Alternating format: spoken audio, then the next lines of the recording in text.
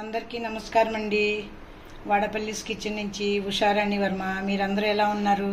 అందరూ బాగున్నారు అనుకుంటున్నానండి. నేను బాగున్నానండి, అందుకే వీడియో తీయగలిగానండి.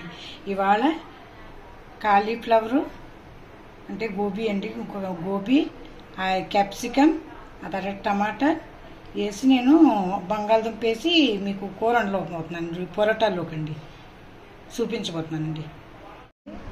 ఇది కాలీఫ్లవర్ అంటారండి, మా అమ్మకేసి అయితే గోబీ అంటారండి.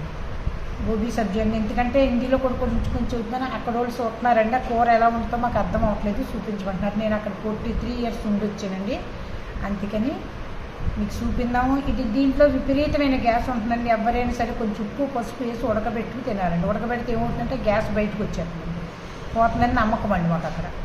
మరి మీరేం ఆచరిస్తారు నాకు తెలియదు, నా ఆచరణ ప్రకారం చెప్పానండి. ఇదిగోండి పసుపు,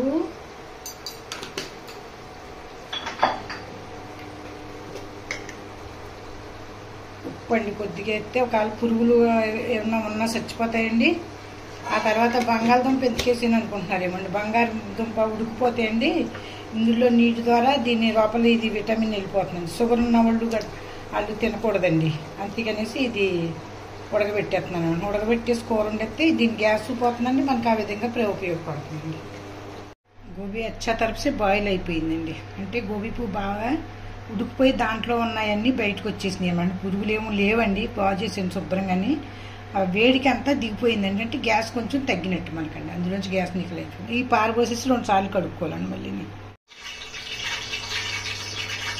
గోబీ ఆలు అండి, సిమ్లా మిర్చి అండి, అంటే క్యాప్సికమ్ అండి, సిమ్లా మిర్చి అంటాం మేము, పచ్చిమిరపకాయలు అండి, టమాటీలు అండి, మటర్ అండి. మటర్ స్టోర్ చేసి ఉంచుకుంటాను ఇంట్లో అండి నేను.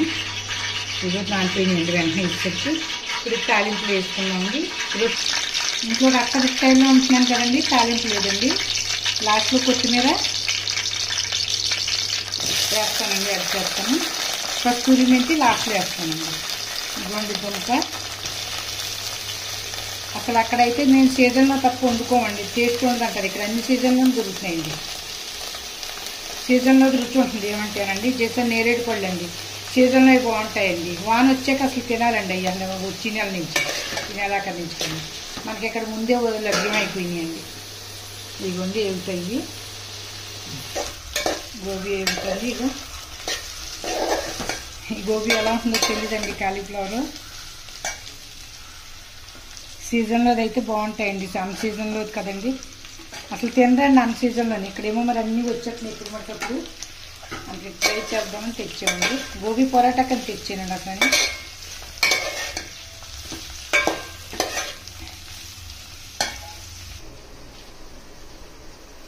ఇందులో మసాలాలు తక్కువ వేస్తామన్నాను కదండి. ఇదిగో ధనియా పౌడరు, తురాస ధనియా అండి, ఎక్కువ వేసినా ధనియాల వాసన వస్తుంది. ఇదిగోండి జీలకర్ర పౌడరు, కొద్దిగా జీలకర్ర కూడా, జీలకర్ర అండి.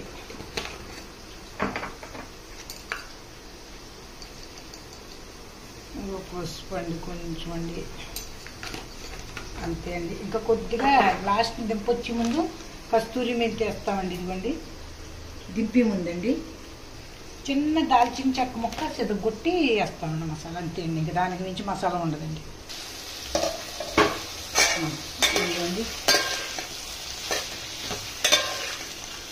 మొత్తానికి అయితే బాగానే ఉందండి, మరి ఎలా ఉంటుంది చూద్దాం. ఇదిగోండి 2 టమాటీలు కోసానండి, ఆర్గానిక్ టమాటీలు అండి ఇవి. మా పక్క వాళ్ళు ఇచ్చారండి బాబు, నెలలైంది టమాటాలు ఫ్రిడ్జ్లో పెట్టి. ఇప్పుడు వచ్చి ఎక్కితే ఎదరలేదండి, దాన్ని బట్టే మనం ఆనమలు కట్టాలండి. పిండి పదార్థాలు వేయో, మందు పదార్థాలు, మందు లేని వేయండి. ఉల్లిపాయ అండి కొద్దిగాని, నెల అండి 1 month అయిందండి. ఇప్పుడు వచ్చి చెక్కు చెదరకుండా ఉన్నాయండి కాయలు. అది జహీరాబాద్ అండి, అక్కడి నుంచి తెచ్చి ఇచ్చారు నాకు. టమాటాలు అండి, ఉప్పు వేసి మూతెక్కితే మెల్లిగా చిన్న సెగలు మగ్గిపోతాయండి. అసలు ఇందులోకి బీన్స్ ఉండి పూరీలు చేసుకుంటే అబ్బా యమ్మీ యమ్మీ అండి, చాలా టేస్ట్గా ఉంటాయి. పూరీలు చేసుకుంటే గోబీ కూరలోకి అసలు పెట్టిన పేరండి. ఇదిగోండి కొద్దిగా ఉప్పు వేస్తానండి.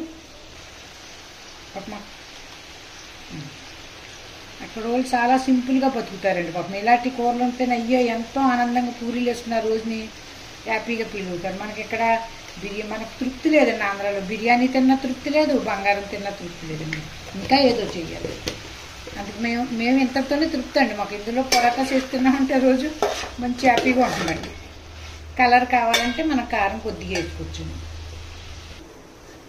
ఇదిగోండి ఎంతవరకు వచ్చింది చూద్దాము. ఇదిగోండి చాలా ఇదిగో వేగిపోయింది చూసారు. నీరంతా వదిలిపోయిందండి. వేగితండి. కూర చూడటానికి చాలా బాగుందండి. గోబీ బాగుంటాయండి. హైదరాబాద్ గోబీని అనవసరంగా అన్నానండి. హైదరాబాద్ కాలీఫ్లవర్ బాగుంటుంది. ఇదిగో చూసారండి. ఇలా చేసుకుని పొరాటాలో తింటే పూరీలు కానీ బాగుండి.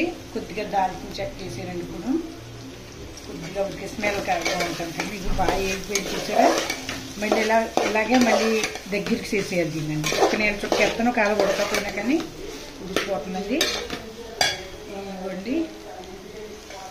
క్యాప్సికమ్ కూడా కొంచెం ముగ్గింది కదండి. వెరైటీగా ఉందండి. ఎర్రగా, ఎల్లోగా, తెల్లగా అన్నీ కలిపినట్టున్నాయండి. ఇవ్వండి కలర్ చూసారా. ఇది క్యాప్సికమ్, ఇది టమాటా, ఇది గోబీ, ఇది ఆలు. అన్ని కలర్లు లైట్గా కనపడుతుంది. చిన్న చిటికుడు పసుపు ఎంత వేసానో అంత కారం వేసానండి. రంగు ఎలా వచ్చిందో అనుకుంటారేమో అండి.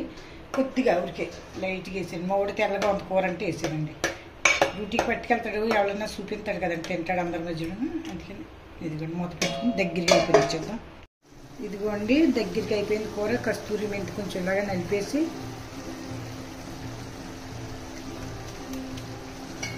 వేస్తే టేస్ట్ దూసరా డిఫరెంట్ టైప్లో వస్తుందండి.